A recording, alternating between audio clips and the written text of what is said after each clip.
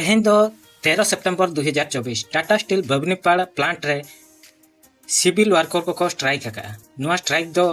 labour को मजूरी इदी कते को स्ट्राइक का तो राज्य बीजेपी सरकार मजूरी ढेर का रहोगे टाटा स्टील बमनीपाल प्लांट रे दो मारे मजूरी तेगे को लेबर को कमी करना तो ओना इदी कते तेहें दो को स्ट्राइक का चे लका को स्ट्राइक के देलाबो नेल को बमनीपाल गेट सामांग रे को स्ट्राइक का प्लांट गेट सामना रे और हानते जस्को गेट को बंद का मिट्टी गान गाड़ी हों बाको पारम मचो करना तो और जहाँ के वर्कर को मेना को अकोय को बाको बोलो चो करना प्लांट भीतर तो नुकुआ दबी ना चेलका ग्रहण चे बांगा टाटा स्टील ओना तम ते ना बुझावा